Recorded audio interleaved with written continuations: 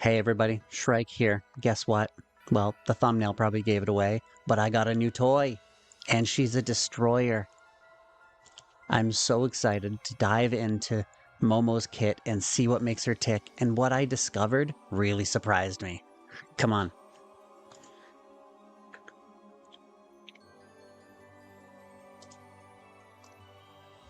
So let me introduce you. Momo, this is everyone. Everyone, this is Momo. She's a little shy, probably a side effect of being kidnapped, imprisoned, and pumped full of Luxite until you go crazy and get superpowers. That's right. Not only does she have the coolest backstory of any character I've researched, but her kit is really cool too. There's at least 3 completely different builds for her. She's got a fully functioning tank build, DPS build, bruiser build, but a lot of her abilities require her high-level abilities to work and require her to be more starred up to work well. And that's probably why she's ranked so low on tier lists. But I'll give my recommendations for what I think is best on her in an early game sense and a late game sense. So let's get to it. Let's start with her trait. All enemies within 3 tiles of Momo take 15% more dot. At the end of Momo's turn, she gains 2 stacks of repulsion barrier, up to 5 stacks, cooldown 2 turns. Dot is a specific type of damage that refers to damage dealt by Scorch, Infection, Life Loss, Stigmata, and Corrosion. And Repulsion Barrier, that thing she gets at the end of turn, is a buff. Gains immunity to knockback. Each stack increases attack by 2%, and she blocks physical attacks and reduces damage taken by 50%. 1 stack is removed each time when taking damage. This effect cannot be immunized or dispelled, stacking up to 5 times. So right away, another build presents itself. Dots. That's right, she's a dot enabler. And that's any kind of dot, not just infection, what she has. You put her with a whole bunch of Scorch characters, the enemy is taking even more Scorch, if she's close by at least. But the dot build is more of a sub build, since it's her trait and you can't really take it off or change it. So it's more about who you pair her with, rather than what skills you choose. Before we jump into her rank skills, I want to show you the ability she comes with, because it'll be important later. We've got Misfortune Erosion. Momo deals 65% AoE damage to all enemies within a 3x4 area in the target direction and inflicts 2 stacks of infection. When Momo has Doom Waken, the target immediately receives infection damage after being attacked, and half of the infection stacks are removed. It immediately procs the infection damage. Those kind of abilities are very useful. So yeah, infection.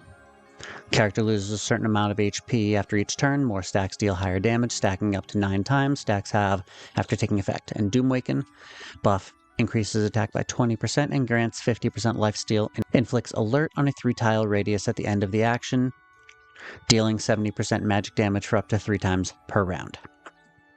Alright, let's move on to her toolbox, and it really is a toolbox.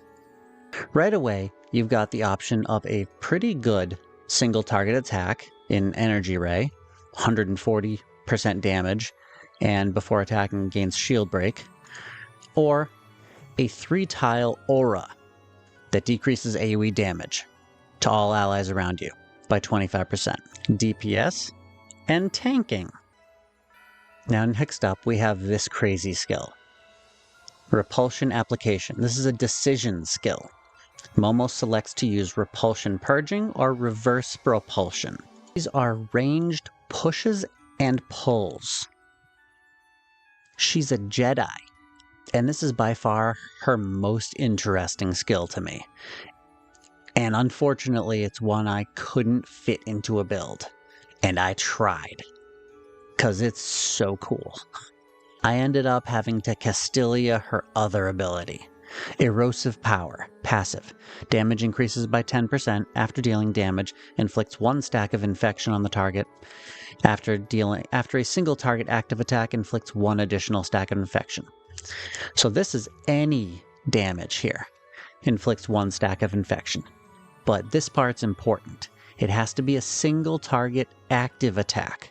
So not a counterattack, not an AoE, and then you'll get the second stack of infection. This won't be as effective if your build is AoE or counterattack based, but you can still use this ability for the 10% and the single stack of infection. The next rank, rank 5, we've got Erosive Force Field Reaction. When Repulsion Barrier blocks a melee attack, Momo performs a strike back. Here's her counter skill, which deals 70% magical damage and inflicts 1 stack of infection. Every time she counters, she poisons them. Great. Or Defense Ranged Attack. When you're hit by a ranged attack, the damage taken is decreased by 25%. Now here's where you can build your early game Momos. Tank Momo or the counter Momo. Now the tank Momo will want Field, Erosive Power, Defense Ranged Attack. And the counter Momo will also want Field, Erosive Power, and then Erosive Force Field. And you'll also want to Castilia Energy Ray as the single target attack to work with Erosive Force Field. See, this is why she's probably ranked so low on tier lists, because she requires a lot of Castilia and stars and high level skills. Alright, rank 7, we have Dark Ripple.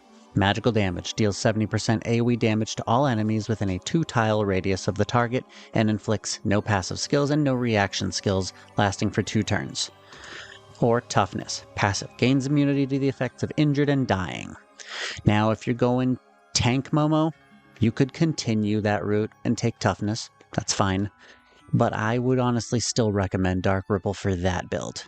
It's a really strong ability that not a lot of units get a chance to use, and when you see it, you usually want to grab it, even just to keep in your back pocket, just in case you need it.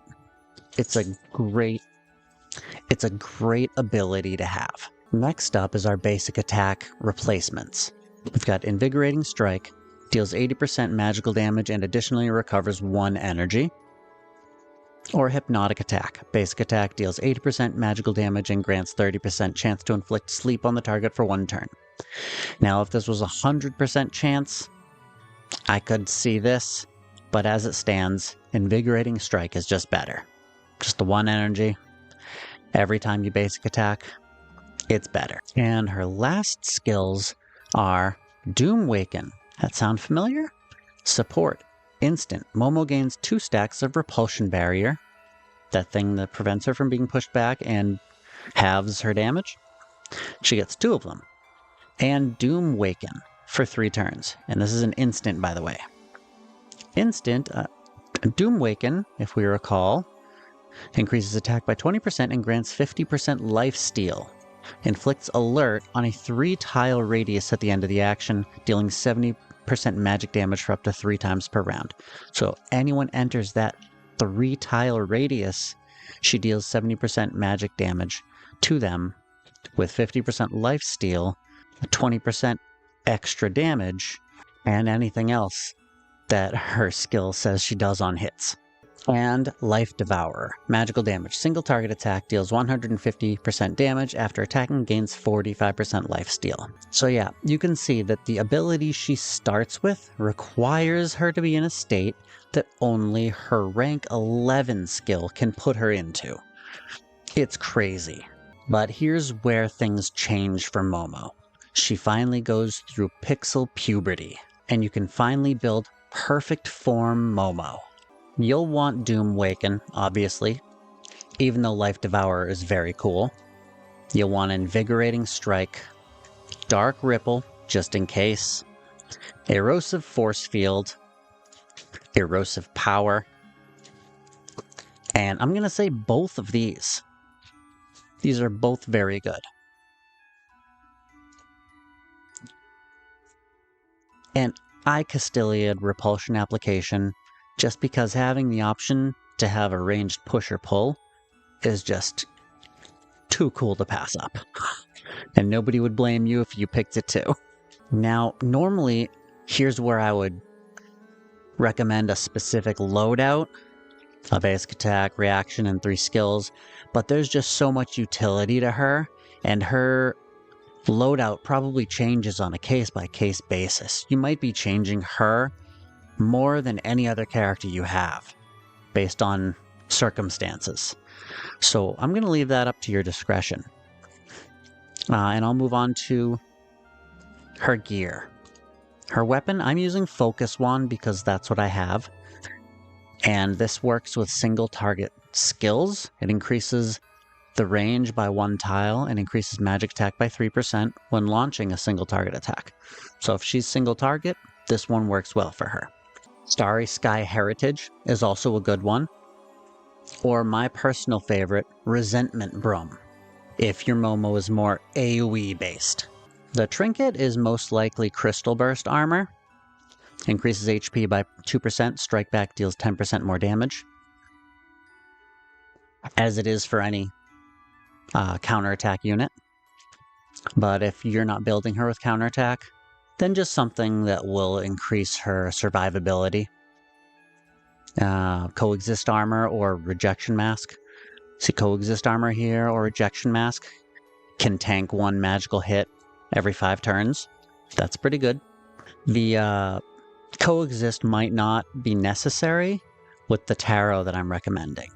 Desire for Temperance. A big chunky shield at the beginning of the battle is going to be very good for her.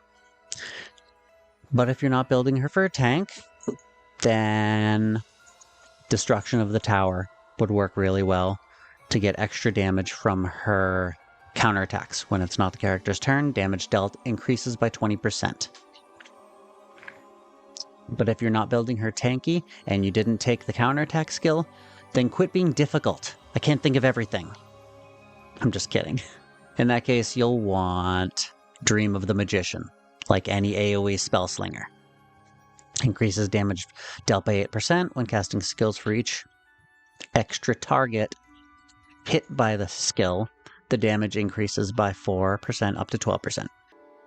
And there you have it. A very difficult character to make, and a lot of different ways to build her. But I've been having a blast with her. Is she meta breaking? No, of course not. Most tier lists have a bit of truth to them, but they're also not the end-all be-all. And metas change. Remember her trait when a new dot character comes out, or when you see a tower level with enemies with outrageous health pools. The only way to kill them is with dots. There are plenty of uses for her, even in the early game. I found my destroyer tank, and when I'm a higher level, she'll be my psychotic toxic barrel replacement. I can't wait to try Doomwaken out.